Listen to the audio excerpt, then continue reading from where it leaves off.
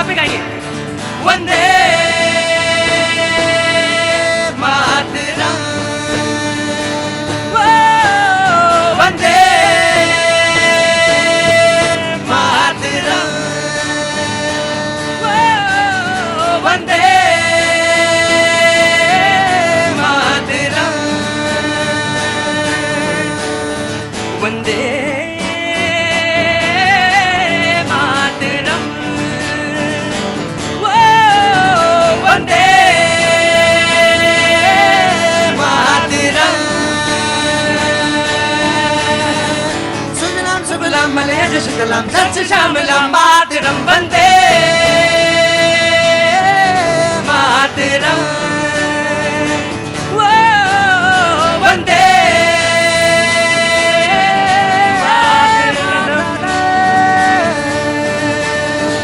हमसे तुमसे मिलकर बना देश सारा, बना देश सारा। धर्म मजहब में यूं ना इसको बांटो, साची संस्कृति से बना देश सारा, बना देश सारा। एक है हम सभी, एक ही राष्ट्र है हमारा। सब लोग साथ में गाएंगे। वंदे मातरम, वंदे मातरम, वंदे मातरम।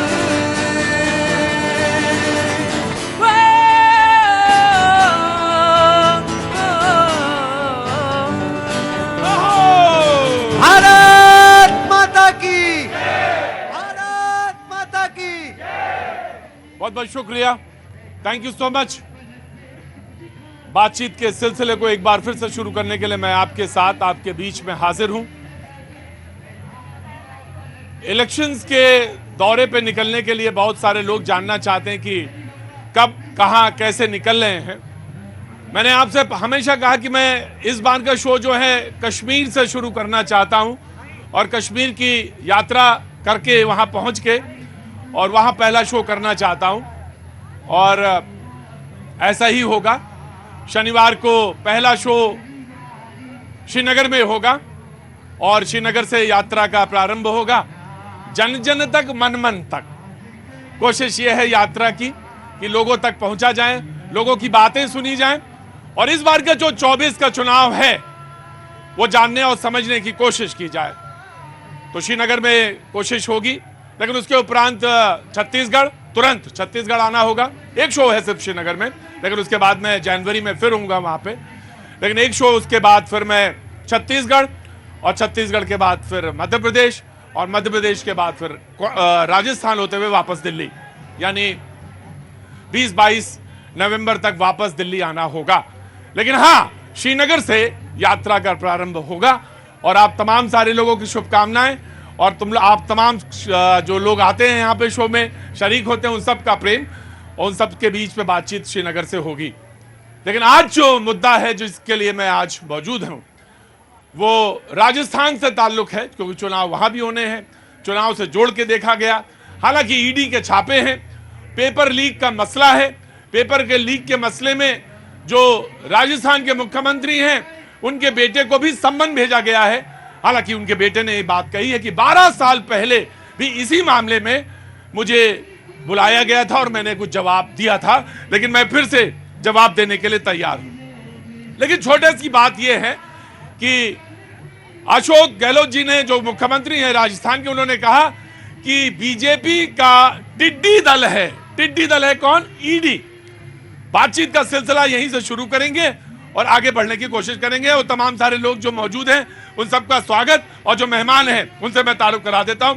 नीरज मिश्रा जी आज कांग्रेस का पक्ष रखने के लिए मौजूद हैं, बहुत बहुत शुक्रिया। राकेश सिंह जी बीजेपी का पक्ष रखने के लिए मौजूद है, बहुत बहुत शुक्रिया।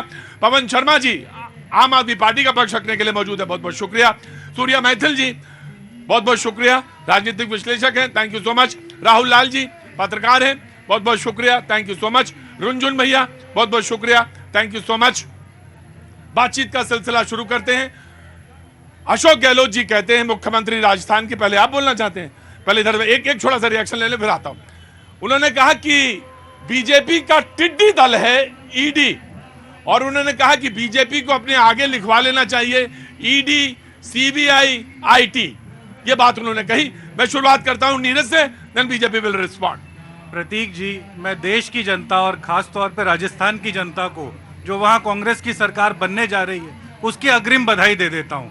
ऐसा इसलिए क्योंकि जैसे ही वो टिड्डी दल पहुंचा है, पूरे राजस्थान के गांव-गांव में खबर पहुंच गई है कि वो जो नेता है ना, मारवाड़ का जो गांधी, अशोक गहलोत, उसकी सरकार ने इतना काम कर दिया। वो 25 लाख की बीमा योजना से लेकर आपके घर में 500 रुपए का सिलेंडर देने तक उसकी जो धूम मची, उसके सामने बीजेपी ने अपना टिड्डी दल छोड़ दिया। ये कहते हैं कि ईडी जो है बीजेपी का टिड्डी दल है। वो कहते हैं कि जहां भ्रष्टाचार है वहीं तो ईडी जाएगी। आपके घर में ईडी आई क्या? आई? क्यों नहीं आई? आनी चाहिए। कहां से आना हुआ आपका? मैं चंदौसी जिला संभल उत्तर प्रदेश से हूँ जी। क्या नाम है साहब? प्रदीप कुमार बारसने। प्रदीप कुमार बाशने जी, बहुत बहुत स्वागत है आपका।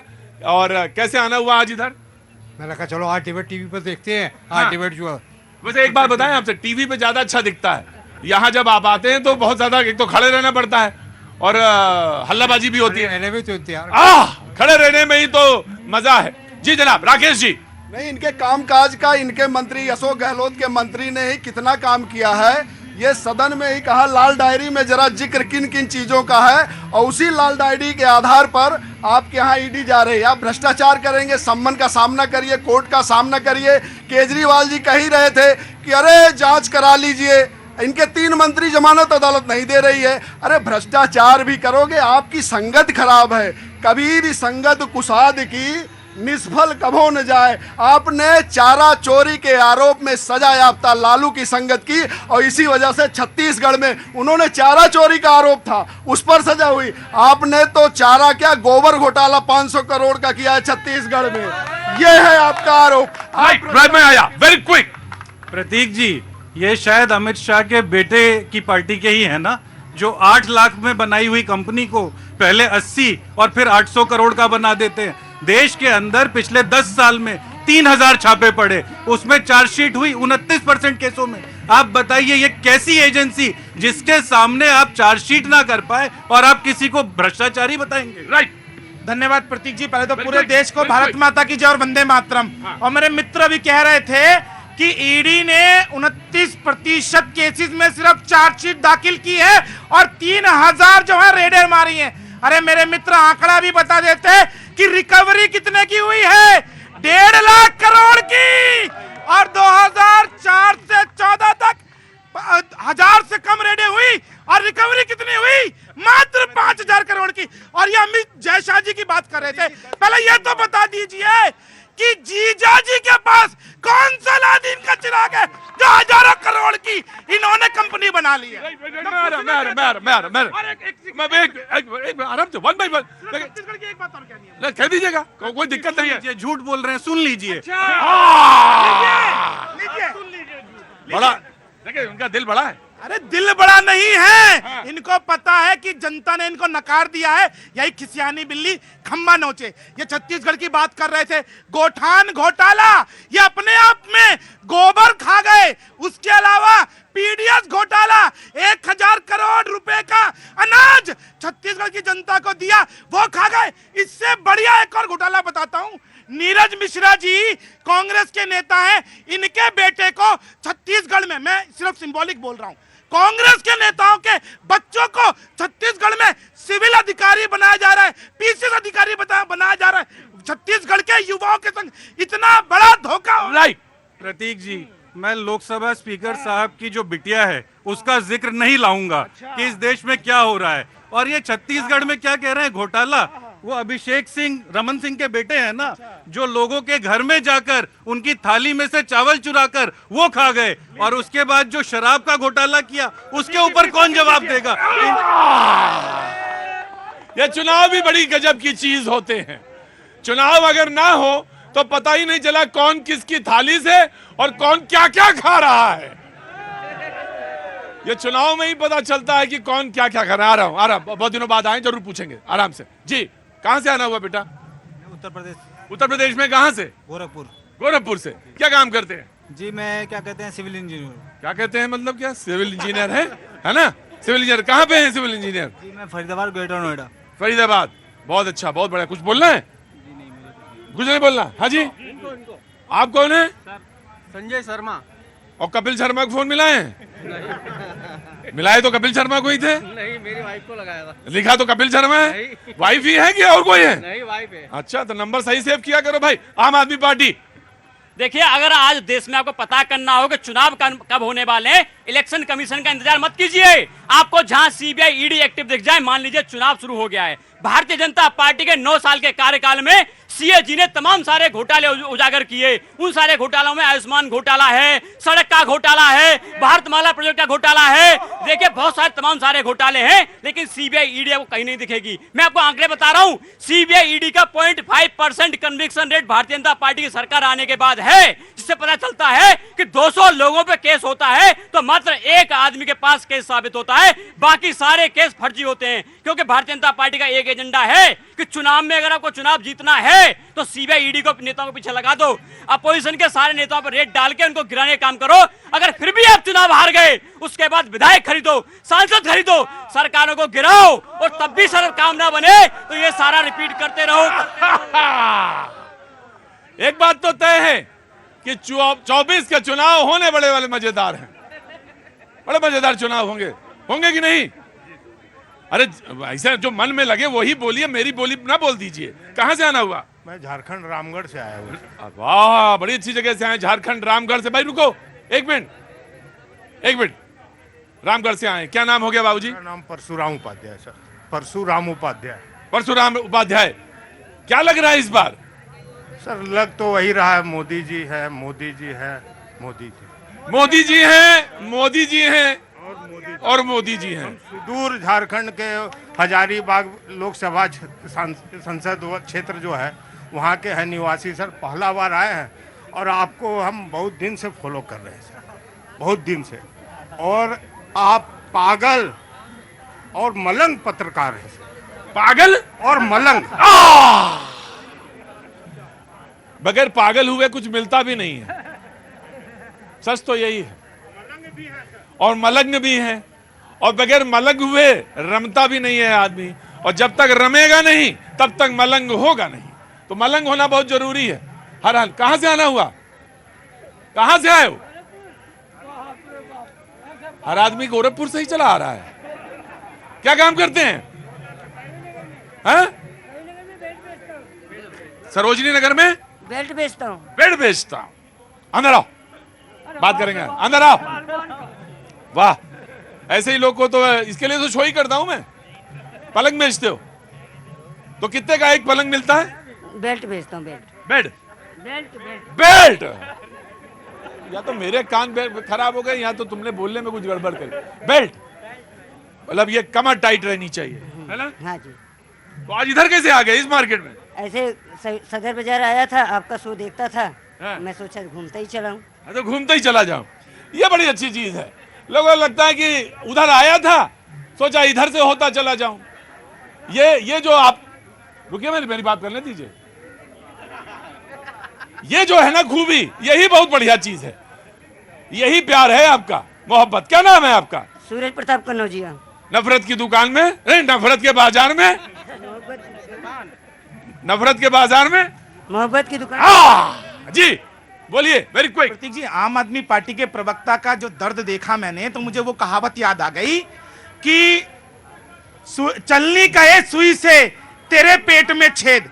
जिनके जो राजनीति में आए थे ईमानदारी और कट्टर ईमानदारी का ठप्पा लेकर, उनके 3-3, 4-4 मंत्री जेल में है, और मुख्यमंत्री भी अब जेल जाने के लिए तैयारी कर रहा है। और मैं तो राष्ट्रीय प्रवक्ता है ये आम आदमी पार्टी के, मैं ज्यादा कुछ नहीं बोलना चाहता, केवल इतना बोलना चाहता हूं, यहाँ की सारी जनता के लिए अरविंद केजरीवाल जी से अपने उस राजमहल के दरवाजे खुलवा दीजिए। आपको ये जनता जो है वो ईमानदारी का सर्टिफिकेट अपने आप दे देगी। एक कार्यक्रम भैया जी का इनका उसी ड्राइंग रूम में करा दीजिए ना, जहां 10-10 लाख के पर्दे लगे हैं और 1 करोड़ 2 करोड़ रुपए की रसोई गैस अमेरिका और पता नहीं कहां से मार्बल मंगाया गया है, वहां से करवा। भैया जी का कार्यक्रम ड्राइंग रूम में नहीं हो सकता। भैया जी का कार्यक्रम अगर ड्राइंग रूम में होगा, क्या नाम है तुम्हारा? आराध्या। आराध्या कैसे आएंगे फिर? ड्राइंग रूम में अगर प्रोग्राम होगा, कहां चले गए? क्या नाम? नाम क्या है? नाम सूरज प्रताप कनौजिया। सूरज प्रताप तो कनौजिया जी कैसे आएंगे? ड्राइंग रूम में नहीं हो सकता भैया जी का प्रोग्राम। जी वेरी क्विक रिस्पॉन्ड। देखिए ऐसे लोगों को रिस्पॉन्ड भी नहीं करना चाहता जो अपने मित्र के लिए देश को लुटवा दें। देश अपने पूंजीपति मित्रों के 15 लाख करोड़ रुपए माफ कर दे। हमारे आपके एक सेकंड आपसे भी सुनिए, ऐसे लोगों से बात नहीं करना चाहिए। बोलने नहीं दूंगा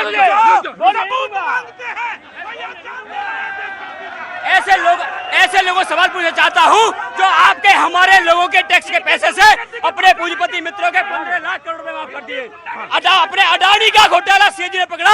अडानी ने देश के कोयले में घोटाला किया, प्रधानमंत्री जी एक शब्द नहीं बोल पाए। मणिपुर पे हमला हुआ, पूरे देश की शांति पे बेहाल हुई, प्रधानमंत्री एक शब्द नहीं बोल पाए। हमें पूरे देश को लुटा दिया। लेकिन भारतीय जनता पार्टी के सोचिए 9 साल सरकार चलाने के बाद आज भी अपने बातों पर चुनाव लड़के दिखाने की हिम्मत नहीं है।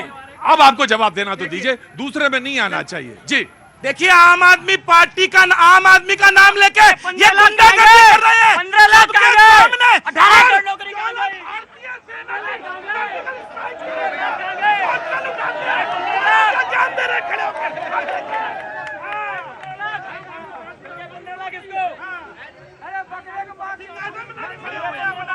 वो बैठो वहाँ पे, दोनों लोग बैठो।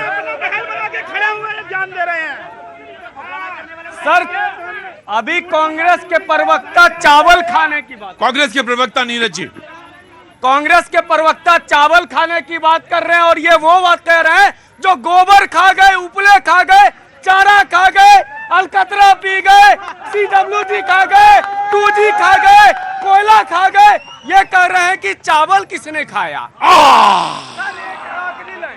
यह चावल वाली बात इन्होंने छत्तीसगढ़ के उसमें कही थी। देखिए मैं आपसे एक गुजारिश करूंगा कि विनम्रता के साथ गुजारिश करूंगा, विनम्रता के, आप इधर आ जाइए, मेरे पास आ जाइए, इधर आ जाइए, व्हाइट वाले शर्ट इधर आ जाइए, मेरी तरफ आ जाइए। मैं विनम्रता के साथ गुजारिश करूंगा कि डेकोरम बनाए रहेंगे। जी प्रतीक जी, ये जो जबान है ना, इसमें हड्डी नहीं होती। तो ये जो बोल रहे हैं ना, अब मैं इनको जब पूछूंगा कोर्ट के अंदर कि आप लाइए एफिडेविट लेके कि कौन क्या क्या खा गया, तो शायद वो कारगिल के जो शहीद थे जिनके आप लोग ताबूत खा गए, वो भी निकलकर सामने आ जाएगा। जी जी पहली बात तो बीजेपी के प्रवक्ता एंड देन आपके पास। पहले तो कांग्रेस को ये भ्रष्टाचार पे बात करने का अधिकार नहीं है। आपके नेता राहुल गांधी, आपकी नेता सोनिया गांधी, ये दोनों भ्रष्टाचार के आरोप में जमानत पर हैं, टहल रहे हैं। तो आप उसको बात मत करिए, किसी को जमानत पर है। और दूसरी बात, आप कांग्रेस जो है भ्रष्टाचार की जननी है।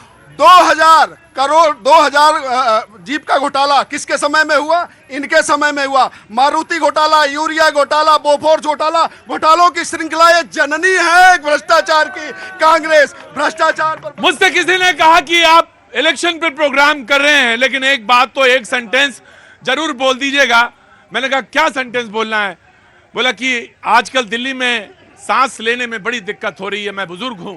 उन्होंने मुझे फोन किया, आपकी डिबेट में रोज बातचीत होती है, मैं ये नहीं कह रहा, उन्होंने कहा ये मैं नहीं कह रहा कि जो जिस पर आप बात करते हैं वो इंपॉर्टेंट नहीं है, वो इंपॉर्टेंट नहीं है, वो बहुत इंपॉर्टेंट है। आप जो बात कर रहे हैं वो राजनीति की अपनी जगह है, लेकिन पोल्यूशन को लेकर आम आदमी को सजग करने की जिम्मेदारी आपकी है। आपकी मतलब मेरी है, यानी मैं भी बोलूं, बराबर बोलूं, पर्यावरण पे बोलूं और बोलता रहूं, क्योंकि बुजुर्ग लोगों को और बच्चों को खास तौर से दिल्ली में अब समस्या खड़ी हो गई है। मैं वहीं आ रहा हूं जहां मुझे आना चाहिए। जी पहले आपके पास। जी देखिए बड़ी जो अब तो स्थिति ये हो गई कि अगर किसी के घर ईडी, इनकम टैक्स ये सब पहुंच जाए तो लोग उसको इस रूप में देख रहे हैं, क्योंकि इन संस्थाओं का इतना ज्यादा दुरुपयोग है कि लोग उसको भारत रत्न, पद्म भूषण, पद्म विभूषण, पद्मश्री इस रूप में लोग देखना शुरू कर दिए हैं। आज बताइए कि राजस्थान में चुनाव है और वहां पे गोविंद सिंह डोटासरा प्रदेश अध्यक्ष, उनका यहाँ पे आपने भेज दिया। हिम्मत है? एक मिनट जवाब दे लीजिएगा जरा सा। तमाम सीएजी जब आप घोटालों का आपका उजागर कर रही है, उनके अधिकारियों का ट्रांसफर कर देते हैं। कहाँ गए? द्वारका घोटाले के मामले में आपने जांच कराई? नहीं जांच कराएंगे आप ईडी के मामले में? क्या करते हैं भाई आप एक बात बताइए, डिबेट करने अपोजिशन चाहती है कि चोरी और सीना चोरी। मैं अपोजिशन क्या चाहती है, सत्ता पक्ष क्या चाहती है, मुझे ये नहीं मतलब, लेकिन मुझे एक बात से बड़ी एतराज है। हाँ जी, कह रहे हैं कि अगर एक आदमी बात कर रहे हैं तो वो सिर्फ सर बीच में डिस्टर्ब कर लेते, एक बोलने दिए उसके बाद आप बोलिए। क्या नाम है आपका? जी मोहम्मद साबिर। यार कितने समझदार आदमी हो, तो बहुत ज्यादा पढ़ा लिखा आदमी होंगे आप तो। क्या कितना पढ़ाई की आपने? खड़े हुए, कितनी पढ़ाई की? जी ज्यादा नहीं की है। कितनी? इंटर तक। है? इंटर तक 12वीं तक की है। मुझे तो लग रहा है ये IIT वाले फेल हैं आपके सामने। शर्म ही नहीं आती इनको, समझा के। हाँ जी, उस दिन भी अरे बैठिए, नहीं खड़े रहिए। हाँ, उस दिन भी डिस्टर्ब कर रहे थे वहां पे बाजा बजा के, जो हमने बोला था कि इतनी अच्छी शो चल रही है और डिस्टर्ब कर रहे हैं। अरे इनको बोलने दिए, उसके बाद आप बोलिए। अब पीछे पीछे दौड़े चले आ रहे हैं, लग रहा है इसका इस बार जो दिमाग इन लोग का जो है ना, दिमाग से बाहर चला गया। भाई साहब बोलिएगा ना बीच में, खाम आप बहुत बुद्धिमान भी लोगों की भी। ये 12वीं पास है, मैं 12वीं फेल हूं। ना। हाँ जी बोलिए। बस ऐसा है कि लड़िए नहीं आपस में। कहीं बाजार में मिलती है क्या? कहीं बाजार में मिलती है? नहीं। अरे मिले आप ढूंढिए, मिलेगी। बिल्कुल मिल मैं समझ गया ना क्या? अकल पाव भर ले आइएगा, मुझे देना है किसी को। जी बोलिए। रुनझुन मैं आया जी। सर दुनिया का सबसे बड़ा जादूगर हमारे देश में रहते हैं, वो है नेता लोग। वो जादूगर हाथ की सफाई दिखाते हैं, ये ब्रेन की सफाई कर देते हैं। ये इतना लोगों का ब्रेन वॉश कर देते हैं कि लोगों को ये समझ में नहीं आ रहा है कि अपने अंदर की गलत भावना का गला घोटे या अपना गला घोट ले। अभी भाई साहब ईडी की बात कर रहे थे, ईडी सीबीआई केस। कल यहीं पर एक प्रवक्ता कह रही थी कि जब हम सरकार में आ जाएंगे, हम बना लेंगे, तो अपने फायदे की सोचेंगे। इससे क्लियर है कि जो भी सरकार में है सिर्फ अपना फायदा सोचता है, पब्लिक का नहीं। इनको 10,000 5,000 केस तो दिखता है, उसमें क्या है? यहाँ लाखों केस, करोड़ों केस देश में पेंडिंग पड़ा है, उसमें कितने को सजा होता है, इस पर ये लोग एक बार भी नहीं बोलेंगे। ये जातिवाद का मुद्दा उठा देते हैं, कहते हैं कि जाति से जाति का विकास होगा। जाति का नेता तो आज तक विकास किया नहीं, ये सत्य है। ये कहते हैं कि सेक्रेटरी करेंगे विकास। मान लेते हैं इनकी बात कि यादव सेक्रेटरी होगा तो यादव का विकास होगा। अब ये लोग जवाब दें कि भ्रष्टाचार कैसे खत्म होगा? भ्रष्टाचार सेक्रेटरी होगा। रेप और क्राइम कैसे खत्म होगा? रेप सेक्रेटरी होगा। नहीं। थोड़ा संवेदनशील मुद्दा होता है, उसको संवेदनशीलता के साथ देखना चाहिए। मैं सिर्फ एक बात जानता हूं कि कोई भी सेक्रेटरी होगा वो समाज के लिए काम करेगा। मैं आपकी बात को बिल्कुल मैंने जस्टिफाई कर दिया ना आपकी बात को कि जाति की बात कहां से आई। मैं तो बार बार कहता हूं, लेकिन यह बात सच है कि जाति एक सच्चाई है इस देश में। मैंने हर बार कहा कि धर्म बदले गए इस देश में, धर्म बदल गए, कोई था, कोई हो गया, लेकिन जाति का मुलम्मा नहीं छूटा तो नहीं छूटा। जाति वैसे ही रही, जाति वैसे ही रही। तो ये कि सच्चाई है, उस सच्चाई को तो ना तो मैं नकार सकता हूं, ना तो कोई और नकार सकता है। जी now the debate is open. जी देखिए, चुनाव से पहले कहते थे कि शेर अकेला है, आज वो शेर अकेला क्यों हो गया? इनको अपने वादों पर भरोसा क्यों नहीं है? इनको सीबीआई ईडी का इस्तेमाल सहारा क्यों लेना पड़ रहा है? इनको वादे किए थे मैंने आपसे सीधा, तब तो चुनाव के मूड में चले गए सारे लोग। मैं तो आपसे सीधा सवाल पूछता हूं कि मोदी जी के सामने आपका कौन सा नेता है, बताइए। डिबेट की शुरुआत करता हूं। मैंने तो कहा कि पहला शो मैं करने जा रहा हूं। मैं तो आपसे सीधा सवाल पूछता हूं, मोदी जी के सामने कौन नेता है? और मैं इसके बाद कांग्रेस के पास। बिल्कुल बड़ा आसान है। मोदी जी के महंगाई के खिलाफ, महंगाई कम करने वाला, इनकी बेरोजगारी के खिलाफ युवाओं को रोजगार देने वाला, किसानों की आय दोगुना करने वाला, युवाओं के लिए स्कूल बनाने वाला, लोगों के लिए अस्पताल बनाने वाला, देश के अर्थव्यवस्था को मजबूत करने वाला अकेला नेता होगा, इंडिया अलायंस से होगा। और आपको पता चलेगा कि Bharatiya Janata party India alliance बनने के बाद घबरा गई है और सीबीआई ईडी को एक्टिव कर दिया है। अरे 200 को 15 लाख, बनाओ स्कूल, बनाओ अस्पताल, 200 के किसानों की आय दोगुनी कर दो, अरे बिजली पानी मुफ्त कर दो। अरे तुम जो सिलेंडर जिसकी बात करते थे 400 का 1200 का। मैंने सीधा सवाल पूछा था कि मुझे बताया जाए कि मोदी जी के सामने कौन नेता। ठीक है, ये इनका राइट है, ये अपने राइट के हिसाब से बोल सकते हैं। इन्होंने जवाब जितना दिया, देखे नहीं, ठीक है, नाराज नहीं हो जी। इनसे जो आप सवाल किए आम आदमी पार्टी से, तो ये सवाल का जवाब क्यों नहीं देता? गोल गोल क्यों घुमाते भैया? प्रवक्ता क्यों बन के आ जाते हो? क्यों आते हो यहाँ पर? महंगाई और दुनिया का बात करें, एक ही नाम बताओ। मोदी जी सामने नाम बताएं अपना। मोदी जी सामने कोई नेता ही नहीं है। ये कहां से आना हुआ आपका?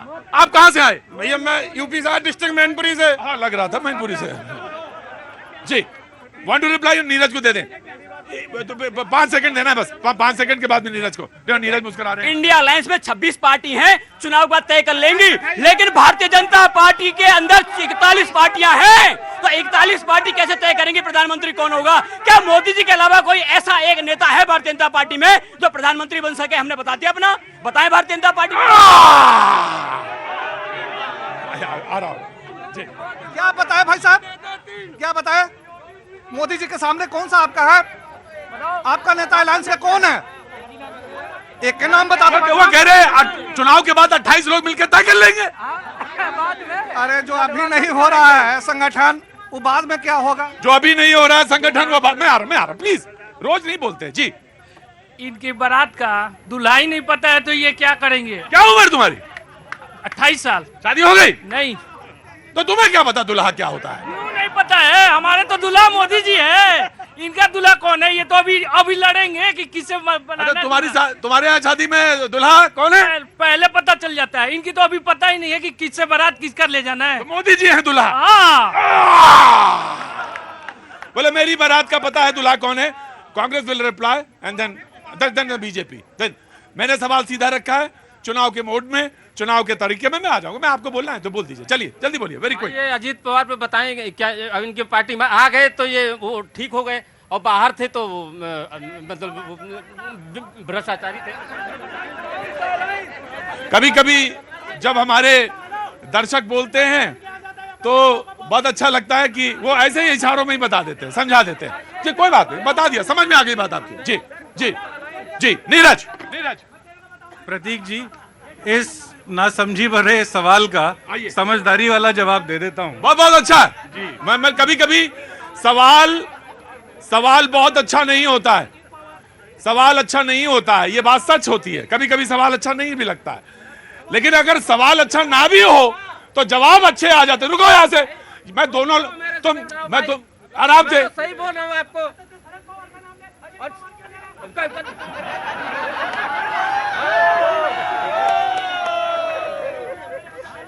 अजीत पवार शरद पवार अलग नहीं है, दोनों एक ही है जी। तो प्रतीक जी, वो समझदारी वाला भरा जो जवाब है वो हमारे पूर्वज ही हमें दे गए थे। हाँ। वो एक जीती जागती किताब हमारे साथ छोड़ गए, हाँ। जिसको कहते हैं संविधान। वाह।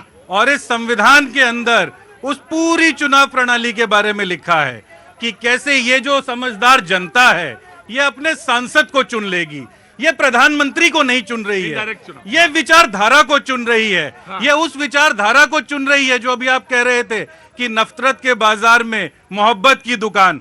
उस विचारधारा को जब ये चुन लेगी, वो सारे जो हमारे साथी होंगे मिलके अपना नेता चुन लेंगे।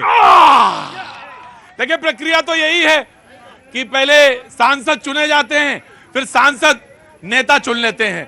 लेकिन कभी कभी थोड़ा थोड़ा लोगों को लगता है कि अगर पता चल जाता दुल्हा कौन है तो पता अच्छा हो जाता, थोड़ा दुल्हा दिख जाता तो दुल्हा नहीं कह रहा हूं, दुल्हा कह रहा हूं, थोड़ा दुल्हा दिख जाता तो पता चल जाता तो अच्छा होता, ये हो जाता तो अच्छा होता। कहां से आना हुआ?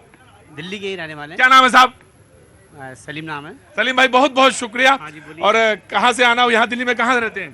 दिल्ली बदरपुर। बदरपुर में, बहुत अच्छा, साथ आई हैं, बहुत अच्छी बात है। कुछ कहना चाहते हैं, मन में है? बस घरा बेच देंगे, गगन बेच देंगे, कली बेच देंगे, सुमन बेच देंगे, अगर राहुल गांधी सो गए तो ये देश बेच देंगे। अगर राहुल गांधी सो गए तो देश बेच देंगे। राहुल गांधी नहीं सोएंगे, अच्छी बात है। राहुल गांधी को सलीम भाई आप जगाते रहिए जी, बिल्कुल अच्छी बात है। Now the Rakesh Singh will reply. अरे संविधान की बात लगातार कह रहे हैं कांग्रेस। अरे सबसे पहले संविधान को इमरजेंसी लगाकर आपने बदल दिया, और राहुल गांधी की ये समझ है कि मोहब्बत दुकान में मिलती, इसलिए दुकान मोहब्बत दिलों में होनी चाहिए, दुकान में मोहब्बत नहीं मिलती है, ये समझ होनी चाहिए। और तीसरी बात, मैं काम की बात कर रहा हूं। मध्य प्रदेश में थे, आपकी सरकार थी, आपका बजट कितना था? 2002 में गए, आपका बजट 38,000 करोड़ था। आज शिवराज सिंह सरकार का बजट 3 लाख करोड़ का है। आपका स्वास्थ्य बजट 500 करोड़ था। हमारा 16,000 करोड़ का बजट है। काम गिनवाइए, घुमवाइए मत। आपके दूल्हा वाला जो सवाल था आपका, देखिए बड़ा गंभीर सवाल था कि लोगों के मन में जिज्ञासा बहुत होती है कि दूल्हा कौन होगा, लेकिन वो जिज्ञासा जो उत्पन्न हुआ है वो प्रेसिडेंशियल फॉर्म ऑफ गवर्नमेंट जो अमेरिका में चल रहा है वहां तो गारंटी है कि आपको दूल्हा के बारे में मिल जाएगा जवाब, लेकिन भारत में वो गारंटी नहीं है। आप बता दीजिए भाई, राजस्थान में कौन होंगे भारतीय जनता पार्टी के मुख्यमंत्री का घोषणा हुआ, छत्तीसगढ़ में कौन होंगे इनके मुख्यमंत्री उम्मीदवार बताया, मध्य प्रदेश में भी शिवराज सिंह चौहान को भी नहीं बता रहे, ये बता रहे प्रधानमंत्री जी। मैं आ रहा हूं नीरज जी, आप ही से शुरू कर लूंगा। तमाम तरह से तर्क दिए जा सकते हैं मेरे सवाल के, और ये सच भी हो सकता है कि सवाल बहुत अच्छा ना हो। और सवाल ये था कि मुझे बता दीजिए कि मोदी जी के सामने बख्श कौन होंगे। हो सकता है ये सवाल बहुत जल्दी में पूछा गया हो सकता है ये सवाल उतना तार्किक भी ना हो सकता है ये सवाल अच्छा भी ना हो, गलत भी हो, लेकिन सच तो ये है कि ये हिंदुस्तान है और इसकी मट्टी में सुगंध ये है कि बगल से जाता हुआ आदमी भी देखता है, जरा देख ले दुल्हा कैसा दिख रहा है। घोड़ी पे बैठा हुआ दुल्हा को देखने के लिए किसकी उत्सुकता नहीं होती है। और जब भगवान राम जब गए शादी करने, विवाह करने, तब भी लोगों की अरे ये कौन पुरुष आया है। तो ये तो भारत की माटी है, पता चल जाए तो बहुत अच्छा, और नहीं तो पता तो चली जाएंगे। बोले कितना, बोले रुको थोड़ी देर हुजूर आली। क्या नाम है आपका? सूरज शर्मा। थोड़ी देर रुको, वक्त छोड़े से ब्रेक के बाद आता हूं। आप भी यही, हम भी यही, बाजी भी यही, वक्त ब्रेक का।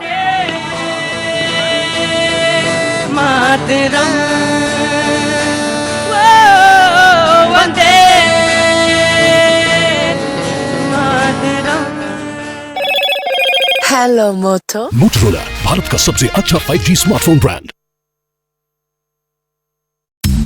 हाईवे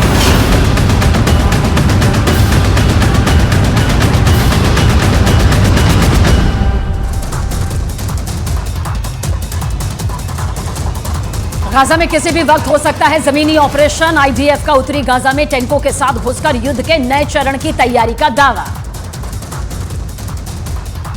इजरायल की सेना का दावा, गाजा में इजरायली सेना का बड़े पैमाने पर ग्राउंड ऑपरेशन। गाजा में घुसकर रात भर कई आतंकियों के ठिकानों को बनाया निशाना।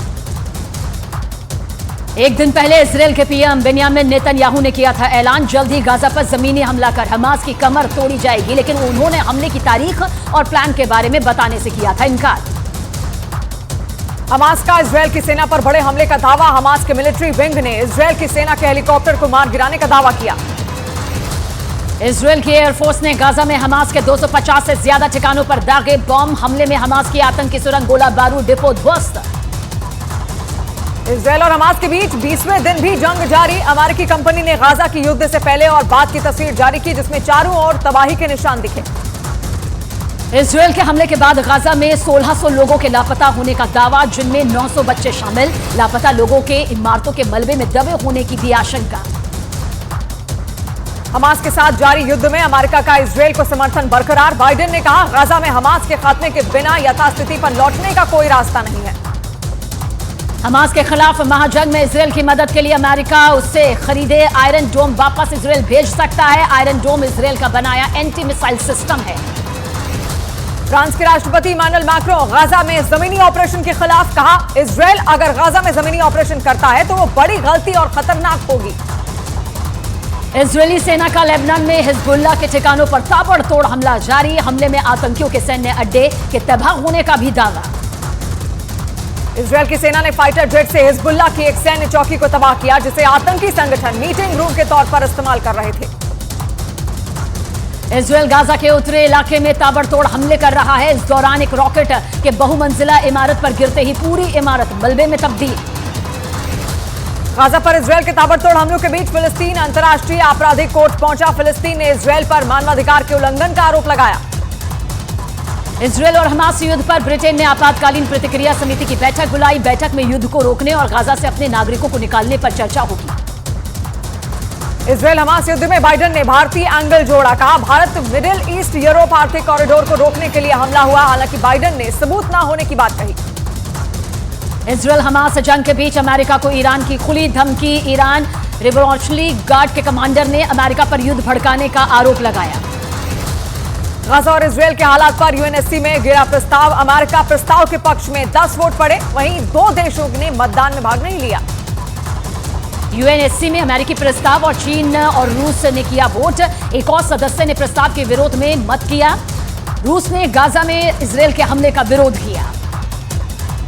व्हाइट हाउस में बाइडेन और ऑस्ट्रेलिया के पीएम की मुलाकात। बैठक में यूक्रेन युद्ध और इजरायल हमास की जंग पर चर्चा। इजरायल को समर्थन जारी रखेगा अमेरिका। ऑस्ट्रेलिया के प्रधानमंत्री ने इजरायल पर हमास के हमले पर फिर निंदा की। गाजा के लोगों के लिए और $15 मिलियन सहायता देने का भी बड़ा ऐलान किया।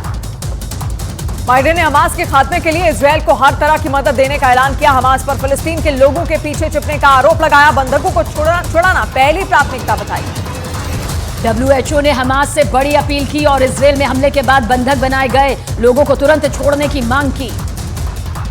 हमास द्वारा बंधक बनाए गए लोगों के परिवार यरूशलेम में जुटे, जहां उन्होंने बंधकों के स्वस्थ होने और उनके जल्द रिहा होने की प्रार्थना की। हमास द्वारा बंधक बनाए गए लोगों के परिवार वालों ने इटली के प्रधानमंत्री से मुलाकात की और बंधकों को किसी भी कीमत पर रिहा करवाने की मांग की। जॉर्डन में फ्रांस के राष्ट्रपति इमानुएल मैक्रों की यात्रा का लोगों ने विरोध किया। इस दौरान फ्रांस के दूतावास के सामने फ्रांस, अमेरिका और इजरायल के विरोध में नारेबाजी की। इजरायल हमास जंग के बीच जर्मनी के चांसलर और यूएई के राष्ट्रपति ने फोन पर बातचीत की और गाजा में रहने वाले लोगों की मदद जारी रखने का फैसला किया। गाजा सिटी में इजरायल के हवाई हमले में कई इमारतें तबाह। हमले के बाद आसपास के इलाकों में मचा हड़कंप। मलबे में दबे लोगों को निकालने की कोशिश जारी।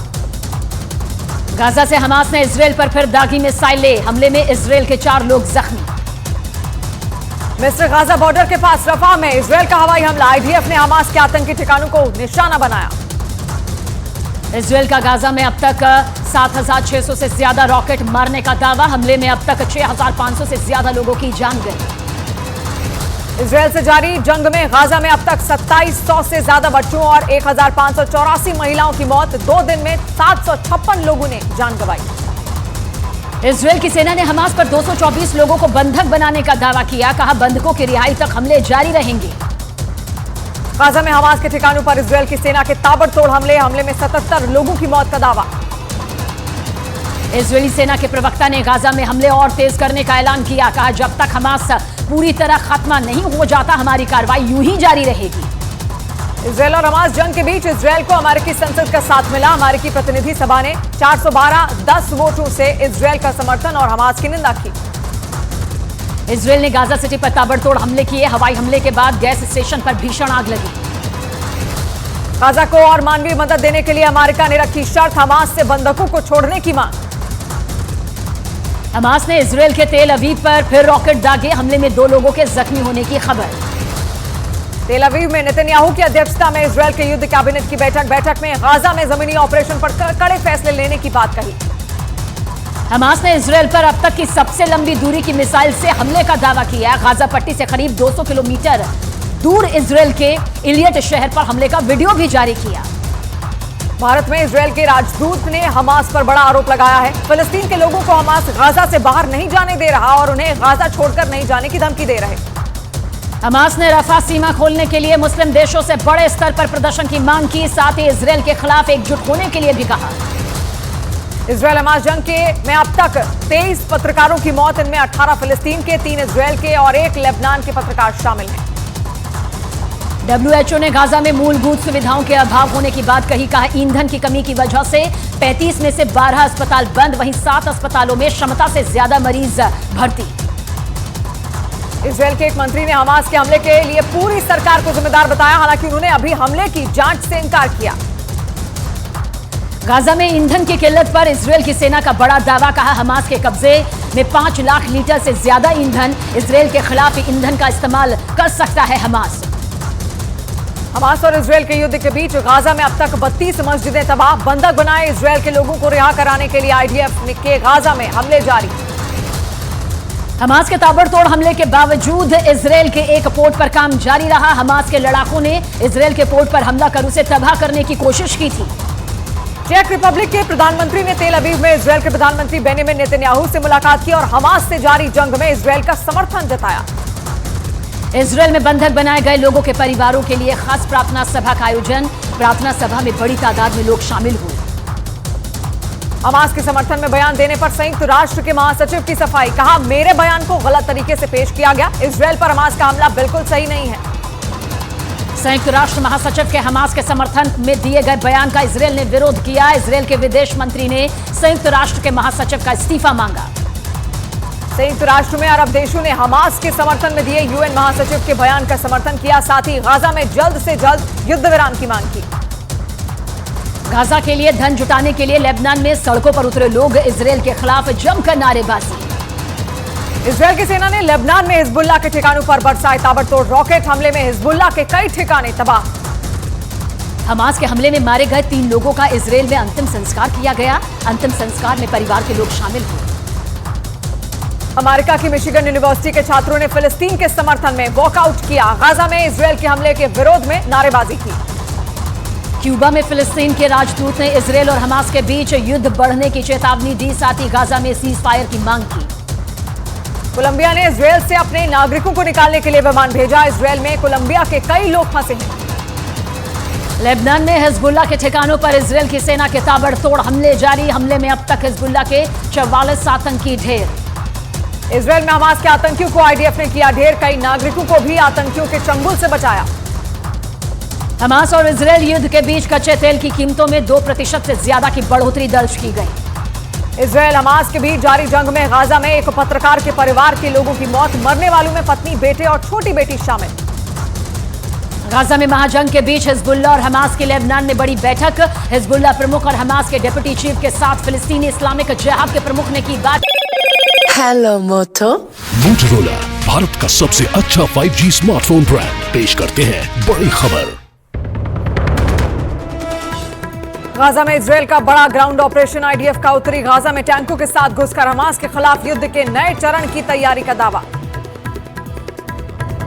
इजरायल में न्यूज 18 इंडिया की जांबाज रिपोर्टिंग। महायुद्ध के बीच इजरायल की जमीनी जंग की तैयारी। ग्राउंड जीरो से युद्ध की पल-पल की रिपोर्ट। पीएम मोदी ने महाराष्ट्र दौरे की शुरुआत में शिरडी में श्री साई बाबा समाधि मंदिर में की पूजा। 7,500 करोड़ की परियोजनाओं की सौगात।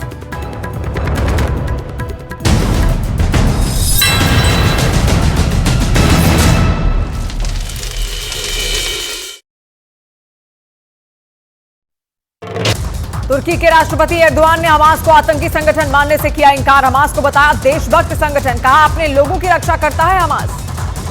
हमास के समर्थक तुर्की ने इजरायल और हमास के बीच जारी महाजंग में युद्ध विराम की अपील की। इसके साथ ही तुर्की ने इजरायल का समर्थन करने वाले देशों पर इस जंग को भड़काने का भी आरोप लगाया। गाजा की मदद के लिए आया फ्रांस। फ्रांस के राष्ट्रपति इमानुएल मैक्रों ने गाजा के अस्पतालों के लिए सहायता सामग्री पहुंचाने के लिए नेवी शिप भेजने का किया ऐलान। फ्रांस के राष्ट्रपति ने हमास के खिलाफ अंतर्राष्ट्रीय गठबंधन बनाने का प्रस्ताव रखा। जॉर्डन में से फिलिस्तीन ने प्रस्ताव का समर्थन नहीं किया। इजरायल की सेना का ईरान पर आरोप। हमास के आक्रमण से पहले उसके लड़ाकों को ट्रेनिंग, पैसे और हथियार देकर मदद करने का लगाया आरोप। इजरायल और गाजा के बीच जारी जंग पर संयुक्त राष्ट्र जांच आयोग ने चिंता जाहिर की और साथ ही इजरायल और हमास पर अंतर्राष्ट्रीय कानून का उल्लंघन करने का भी आरोप लगाया। इजरायल के तेल अवीव में हमास के खिलाफ सड़कों पर उतरे लोग हमास से बंधकों को छुड़ाने की मांग की। इजरायल के ईंधन देने से इनकार के बाद गाजा के अस्पतालों में बिगड़े हालात। आपातकालीन वार्ड को छोड़कर सभी वार्डों में काम बंद हो चुका है। इजरायल और हमास युद्ध के बीच ईरान के विदेश मंत्री अमेरिका के न्यूयॉर्क पहुंचे। गाजा में बिगड़े हालात पर हो सकती है चर्चा। इजरायल से जारी जंग के बीच गाजा में स्वास्थ्य सुविधाएं पूरी तरह बंद। ईंधन की कमी से अस्पतालों में भर्ती मरीजों को नहीं मिल पा रहा इलाज। यूएन ने बड़े संकट की चेतावनी दी। इजरायल हमास जंग को लेकर ब्रिटिश पीएम का बड़ा बयान। हमास इजरायल के लिए ही नहीं पूरे क्षेत्र के लिए खतरा। ब्रिटेन ने गाजा में सीज फायर का विरोध किया। ब्रिटेन के प्रधानमंत्री ऋषि सुनक ने कहा इससे हमास के लड़ाकों को पहुंच सकता है फायदा। इजरायल के पीएम नेतन्याहू के बेटे याइर नेतन्याहू के अमेरिका में होने का दावा। अमेरिका में याइर की ली गई एक फोटो वायरल हुई। हमास के खिलाफ जंग जारी होने के बाद भी नेतन्याहू के बेटे अभी तक इजरायल नहीं आए, जिसकी वजह से इजरायल के सैनिकों ने नाराजगी जाहिर की। कोलंबिया ने गाजा के लोगों के लिए मानवीय सहायता भेजी और युद्ध के हालात पर चिंता जताई। इजरायल में फंसे अपने नागरिकों का रेस्क्यू करेगा कोलंबिया। हिजबुल्ला से जारी जंग के बीच इजरायल ने लेबनान सीमा पर अस्पतालों को ही कमांड सेंटर बनाया। जख्मी सैनिकों को लाने के लिए अस्पताल के ऊपर हेलीपैड भी बनाया गया। हमास ने सभी मुस्लिम देशों से इजरायल के साथ कूटनीतिक रिश्ते खत्म करने की अपील की। कहा सभी मुस्लिम देश इजरायल से अपने राजदूतों को वापस बुला लें। इजरायल के खिलाफ ईरान के राष्ट्रपति ने मुस्लिम देशों से एकजुट होने की अपील की, साथ ही मुस्लिम देशों से फिलिस्तीन की मदद करने की भी मांग की। हमास से बंधकों को रिहा कराने पर अमेरिका के राष्ट्रपति और इजरायल के प्रधानमंत्री के बीच फोन पर हुई बात। बाइडेन ने कहा, इजरायल के पास अपनी रक्षा करने का अधिकार है। इजरायल में विपक्ष ने प्रधानमंत्री नेतन्याहू से इस्तीफे की मांग की। नेतन्याहू के फैसलों को सैनिकों और जनता के लिए खतरनाक बताया।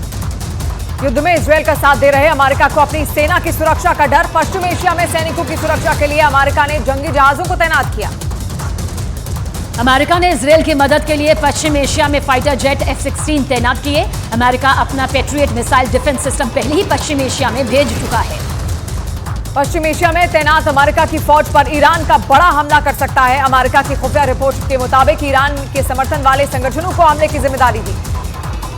संयुक्त राष्ट्र में अमेरिका ने ईरान को सीधी चेतावनी दी। कहा, अगर ईरान उसके सैनिकों को परेशान करता है तो अमेरिका ईरान को छोड़ेगा नहीं।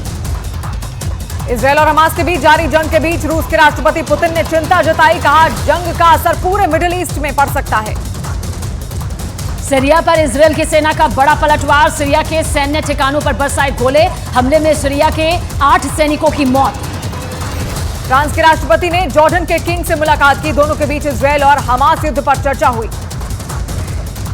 जॉर्डन की रानी ने इजरायल और हमास युद्ध पर पश्चिम के देशों पर दोहरा रवैया अपनाने का आरोप लगाया। युद्ध विराम का विरोध करने वाले देशों की निंदा भी की। ऑस्ट्रिया ने गाजा में बिगड़े हालात के लिए आतंकी संगठन हमास को जिम्मेदार ठहराया। यूरोपीय यूनियन ने हमास के खिलाफ एक्शन प्लान की मांग की। मलेशिया के प्रधानमंत्री अनवर इब्राहिम ने फिलिस्तीन का समर्थन करते हुए गाजा में इजरायल की कार्रवाई को बर्बर बताया। उन्होंने इजरायल से इस जंग को रोकने की मांग भी की। इजरायल पर हमास के हमले में मरने वाले अमेरिकी नागरिकों की संख्या बढ़कर 33 हुई। संयुक्त राष्ट्र सुरक्षा परिषद में अमेरिका के विदेश मंत्री एंटनी ब्लिंकन ने जानकारी दी। इजरायल ने हमास से बिना शर्त बंधकों को फौरन रिहाई की चेतावनी दी। अमेरिका में इजरायली राजदूत ने कहा, हमास को बंधकों की रिहाई का आखिरी मौका मिल रहा है। इजरायल और हमास के बीच जारी जंग की वजह से व्हाइट हाउस में होने वाले जश्न के कार्यक्रम को स्थगित किया गया। ऑस्ट्रेलिया के प्रधानमंत्री के सम्मान में रखा गया था कार्यक्रम। WHO ने गाजा में मदद पहुंचाने में सुरक्षा को लेकर चिंता जाहिर की। गाजा के उत्तरी इलाकों में सुरक्षा नहीं मिलने से जरूरी दवाइयां नहीं पहुंचने का भी दावा किया। गाजा में इजरायल के हमले से बचने के लिए करीब 6 लाख फिलिस्तीनियों ने यूएन के शरणार्थी शिविरों में पनाह ली। कैंपों में लोगों के रहने और खाने पीने का पूरा बंदोबस्त।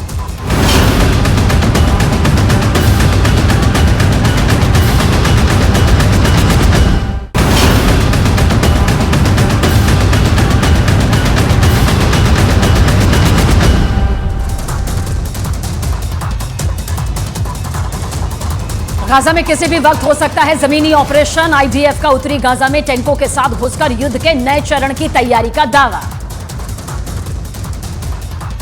इजरायल की सेना का दावा, गाजा में इजरायली सेना का बड़े पैमाने पर ग्राउंड ऑपरेशन। गाजा में घुसकर रात भर कई आतंकियों के ठिकानों को बनाया निशाना।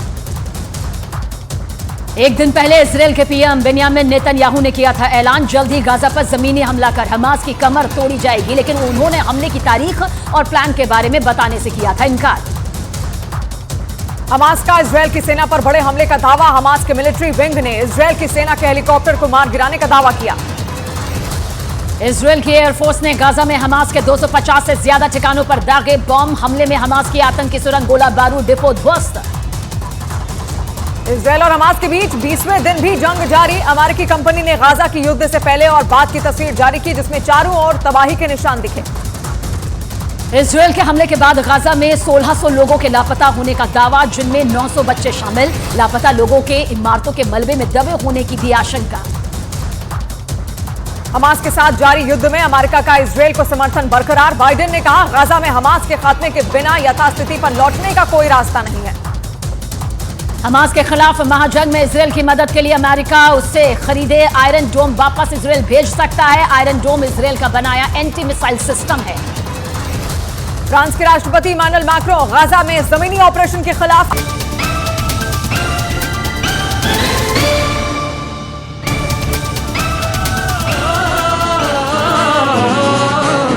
ऐसी वाणी बोलिए मन का आपा खो,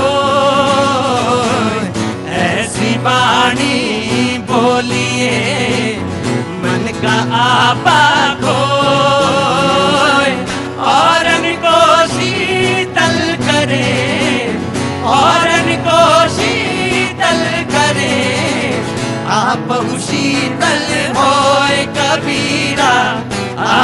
शीतल हो।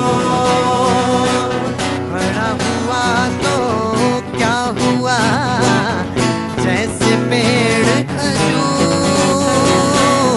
बड़ा हुआ तो क्या हुआ, जैसे पेड़ खजूर। पंछी को छाया नहीं, पंछी को छाया नहीं, फल लागे अति दूर कबीरा, फल लागे अति दूर। भारत माता की। बहुत बहुत शुक्रिया, thank you so much. AV brothers, Akshay, Vikas, Karan, Rahul, आपका बहुत बहुत शुक्रिया, थैंक यू सो मच। आपसे श्रीनगर में सुनने का मौका लगेगा सैटरडे को, और तब आप कबीर सुनाइएगा, मैं सुनूंगा, जरूर सुनूंगा, बहुत अच्छा लगेगा। श्रीनगर में शनिवार को आपसे मुखातिब होऊंगा मैं, शनिवार को आपसे बातचीत श्रीनगर से होगी। चुनाव की आप भी आना चाहते हैं, आइए आइए, बिल्कुल आइए, कोई रोकना नहीं, बिल्कुल आइए, श्रीनगर आइए, वही मुलाकात होगी आपसे। लेकिन उसके बाद तुरंत छत्तीसगढ़ का दौरा शुरू होगा, लेट हो चुका है लेकिन फिर भी छत्तीसगढ़ जाऊंगा, मध्य प्रदेश, राजस्थान और फिर वापस दिल्ली। उसके बाद फिर आगे के प्रोग्राम्स बताता रहूंगा आपसे कि देश में 24 का चुनाव। आज का जो मुद्दा था मैं उसी पे आता हूं वापस लौटकर। ईडी को लेकर बात आज कही गई राजस्थान से, और पेपर लीक का मसला था, और उसमें अशोक गहलोत जो मुख्यमंत्री हैं उनके बेटे को सम्मन भेजा गया। सम्मन के ऊपर उनके बेटे ने कहा कि 12 वर्ष पूर्व भी मुझे इसी मामले में बुलाया था, लिहाजा मैं जवाब दूंगा। लेकिन इसके बाद जो बातचीत शुरू हुई वो मैंने आपको ब्रेक से पहले बातचीत का सिलसिला सुनाया। मुझे मालूम है जी कुछ कहना चाहते हैं सर। आप अभी दूल्हा की बात कर रहे थे, जहां पे डिबेट खत्म हुआ आपने श्री राम की उस बारात यात्रा जब वो हमारे मिथिला क्षेत्र में आए थे तब की कही। आप मिथिला से हैं? जी, मिथिला बृहद मिथिला में भागलपुर में आता है। बोलिए, बात बोलिए। 22 जनवरी 2024 को मंदिर वहीं बन रहा है। ये सवाल पूछ रहे थे कि तारीख कब बताओगे। 22 जनवरी 2024 को श्री राम लला विराजमान मंदिर में स्थापित हो जाएंगे। सर ये कह रहे हैं कि सिर्फ बीजेपी को क्यों? अरे तो फिर आप इतने वर्षों से सिर्फ बीजेपी को क्यों पूछते थे कि तारीख कब बताओगे? जिस बीजेपी ने, तो आपने बीजेपी से क्यों पूछा? सर सर सर, और ये करे हमें नहीं बुलाया गया। अरे किन्हें बुलाए? जिन्होंने राम भक्तों पे गोलियां चलाई उन्हें बुलाए, जिन्होंने कार सेवकों को भगवा गुड्डे कहा उन्हें बुलाए, या जिसने कोर्ट में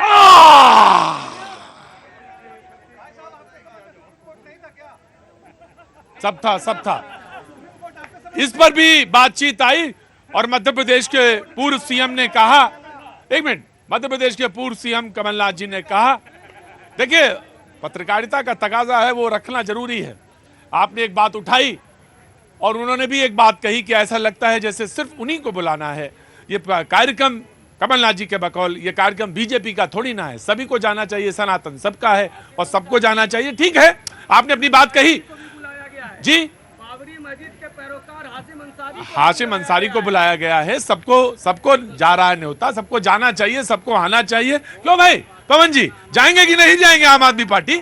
जी जाएंगे। देखिए मुझे तो इंतजार था कि विजय माल्या को पकड़ के लाएंगे। मैंने तो सोचा था कि बातचीत का सिलसिला जी। एक मिनट वन बाय वन, पहले कांग्रेस एंड देन उसके बाद जी राकेश जी आपके पास जी। प्रतीक जी, वो मिथिला के विवाह की और दूल्हे की बात हो रही थी, तो मैं भी तो मिथिला से। आप मिथिला के हैं, बिल्कुल, इसमें कोई दो राय नहीं। तो और एक मिनट भाई, प्लीज बैठ जाइए, प्लीज बैठ जाइए, सारे लोग बैठ जाइए। और मिथिलांचल में का जिक्र, बैठ जाइए, मिथिलांचल का जिक्र होना ये संभव नहीं। जब राम कथा कही जाएगी तो मिथिलांचल के बगैर तो अधूरी है, क्योंकि वहीं से तो राम की शक्ति है, उसके बगैर तो राम कुछ है ही नहीं। तो राम की शक्ति वहीं से है जी। बोलिए। तो प्रतीक जी, क्योंकि कलयुग है तो बिहार और पूर्वी उत्तर प्रदेश में एक विवाह की पद्धति है जिसको कहते हैं चुरौका विवाह। दूल्हा कोई और दिखा दिया जाता है और फेरे रहने किसी और को बिठा दिया जाता है। तो जब तक परीक्षण ना हो जाए, इसीलिए बार बार कह रहे हैं आप ये दूल्हे के चेहरे पर मत जाइए। वो जो नफरत के बाजार में मोहब्बत की दुकान है, उस दुकान को देखिए और अपने लिए इस देश के अंदर ऐसा नेता चुन लीजिए जो आपसे झूठ नहीं बोले। मुझे तो लग रहा था कि ये बताते बताते कहीं ऐसा ना हो ये बता रहे हो कि नफरत के बाजार में जाइए और मोहब्बत की दुकान देखिए और वहां से कोई दूल्हा चुन लीजिए। मुझे तो लगा था कहीं ऐसा ना हो नीरज ये कह दें। जी मैं आया, बिल्कुल आया आपके पास। जी कहां से आना हुआ? हम दिल्ली से ही हैं प्रतीक जी। क्या नाम साहब? राजेश कौशिक। राजेश कौशिक जी, क्या काम करते हैं साहब? मैं सामाजिक कार्य करता हूँ। सामाजिक कार्यकर्ता हैं। कितने सालों से काम कर रहे हैं? 20-25 साल हो गए। सबसे उल्लेखनीय सामाजिक कार्य आपने जो किया, जिसको कि आप रेखांकित करना चाहें, समाज के सामने बताना चाहें, यह बहुत अच्छा मौका है जिसको बताना चाहें। जी क्या है? देखिए, हमारे लिए तो हम गरीब मोहल्ले के साथ में रहते हैं, जहाँ अनऑथराइज कॉलोनीज हैं, जे कॉलोनीज हैं, तो वहाँ पे हमने कोशिश किया अपने लेवल पे कि उनके गरीब बच्चों को पढ़ाने का हम क्या मदद। कितने सालों से काम कर रहे हैं? 20-25 साल हो गए करीब। 20 तो जिसको नर्सरी में किया होगा वो तो पास आउट कर गया होगा ना अब? नहीं, बिल्कुल वो पास आउट भी कर गए और कई बच्चे जो है अच्छी जगह पहुंचे। बहुत अच्छी बात है। उन बच्चों को कभी लेके आइएगा और मिलाइएगा। तो एक मिनट रुकिए, सवाल से ज्यादा महत्वपूर्ण है कार्य। हमने क्या काम किया ये ज्यादा महत्वपूर्ण है। अगर कोई बच्चा उस गरीब बस्ती से निकला होगा और 12-14 साल की उम्र में वो यहां तक आ गया होगा कि वो कोई एक उदाहरण बन सके, तो हम सबको जानने का अधिकार है। और हम बड़े आसानी से कह देते हैं कि हम सामाजिक कार्यकर्ता हैं। अरे सामाजिक कार्यकर्ता होना बहुत बड़ी जिम्मेदारी है भाई, बहुत बड़ी जिम्मेदारी है। तो अब आप अपनी बात कहिए। जी मेरा सवाल लेकिन ये है, अभी भैया तारीख बता रहे थे मंदिर की, हम तो ये तारीख जानना चाहते हैं कि इस देश में जो गरीब है उसको रोटी कम मिलेगी भरपेट, उसकी तारीख कोई बता पाएगा उसकी? या ये जो बेरोजगार है उसको रोजगार की तारीख कोई बता पाएगा कि उसको रोजगार कब तक मिलेगा? या इस देश में जो युवाओं की जो पढ़ाई है वो इतना महंगा हो गया है, गरीब आदमी अपने बच्चे को पढ़ाने में आज असमर्थ है। उसके बच्चे को पढ़ाने की पूरी तरह से उसको स्कूली शिक्षा मिल सके, कॉलेज की शिक्षा मिल सके, उसकी तारीख बता पाएगा कोई? ये हमारा सवाल है इस देश के। आपका शुभ नाम? राजेश कौशिक। राजेश कौशिक जी, आपका सवाल सराहनीय है और आपने अपने सवाल को रखा। हाँ जी, ये बता रहे हैं फ्री चलती है शिक्षा, कहाँ फ्री? दिल्ली में सब कुछ फ्री चलता है, क्या नहीं चलता? गांव में भी फ्री चल रही शिक्षा, सही बात है। सब कुछ फ्री चलता है, सब कुछ फ्री मिला, खाना पीना सब कुछ मिल तो रहा। बिल्कुल बिल्कुल, मैं आप जरूर बोलिए, जरूर बोलिए। एक जवाब दे दीजिएगा, कोई ऐसी बात नहीं है। आप ये वही षड्यंत्र का हिस्सा मैं कहना चाहूंगा सर, कि जब भी मंदिर की बात आती है, गरीबी भूखमरी करके राम मंदिर को आज तक इन लोगों ने बनने नहीं दिया। क्या राम मंदिर नहीं था? गरीबी नहीं थी क्या? राम मंदिर, और मंदिर में जो पैसे चढ़ते हैं उस टैक्स के पैसे से गरीबों के लिए अस्पताल बनता है, मंदिर से मिलने वाले टैक्स से अस्पताल बनता है, सड़क बनता है। आप जब भी मंदिर की बात होती थी, ये गरीबी की बात, महंगाई की बात करके मंदिर को रोका इन लोगों ने। ये बहुत बार दिखता है। जैसे ये एक उदाहरण है कि ब्लैक लाइफ मैटर्स, तो भाई मैं गोरा हूँ, स्मार्ट हूँ, मेरा लाइफ नहीं है मैटर करता। यही षड्यंत्र है। मंदिर की बात जब भी आएगी, गरीबी की बात, ये बताओ ना, मंदिर नहीं था, गरीबी हट गई। आराम से वन बाई वन। मैं आपको भी पूछूंगा राहुल जी, पहले राहुल जी से पूछे तो फिर आपसे। जी मैं कह रहा हूँ, देखिए मंदिर बन रहा पूरे देश के लिए हर्ष का और खुशी का विषय है, लेकिन इस मंदिर में भारतीय जनता पार्टी का केस रहे। कोई भी सरकार होती, सुप्रीम कोर्ट आदेश देती तो मंदिर बनता ही बनता। अगर भारतीय जनता पार्टी चाहती तो 1993 में ही उसमें कांग्रेस सरकार, नरसिम्हा राव सरकार विधेयक लेकर आई थी। उस जमाने में सर्वसम्मति बनाने भारतीय जनता पार्टी ने विरोध किया था 1993 में। आप तो देखिए वहाँ के काफी पुराने पत्रकारों, वरिष्ठ पत्रकारों में कवर करने वाले लोगों में से। तो आप बता दीजिए कि इसमें सुप्रीम कोर्ट के आदेश को क्या केंद्र सरकार अपने श्रेय के रूप में ले सकती है? अगर देखिए आराम से डिबेट को डिबेट की तरह करेंगे, ऑफ कोर्स ऐसे नहीं। मुझे तो राकेश जी को देख के बड़ी मुस्कुराहट। राकेश जी का चेहरा देखने दीजिए, बैठिए। राकेश जी बड़े इत्मीनान के साथ बोल रहे हैं, बोले अच्छा है, कांग्रेस वाले भी बैठे और बीजेपी वाले भी बैठे, बोले अच्छी डिबेट चल रही है, बढ़िया है, ठीक ही लाइन पे डिबेट जा रही है। जी प्रभात जी, बड़े आराम से। मैं अपने चाचा जी की बात को, और अमित जी ने जो कहा, मानस में एक पंक्ति है कि देहिक दैविक भौतिक तापा राम राज्य काहू नहीं व्यापा। इस पंक्ति का उद्देश्य क्या था, बाबा तुलसी ने क्यों लिखा था? सिर्फ इसीलिए लिखा था कि राम राज्य की स्थापना तभी होगी जब देहिक दैविक और भौतिक किसी प्रकार का ताप, किसी प्रकार की पीड़ा किसी भी व्यक्ति, किसी भी मनुष्य में ना रहे, किसी भी जीव में न रहे। हम तो वो लोग हैं। और राम की बात करते हो अमित, सुनना, राम जी के बारे में बड़ी खूबसूरत श्लोक है। राम रामेति रामेति रमे रामे मनोरमे सहस्त्र नाम तत्तुल्यम राम नाम वरानने। कण कण में हमारे राम है। तुम बांध करके वोट लेना चाहते हो, ये नहीं होने देंगे। राम को बंधक बना के वोट नहीं लेने देंगे। राम कण कण में है। रावण भी, यहां तक रावण भी मरते वक्त जय श्री राम बोलता है। वो हमारे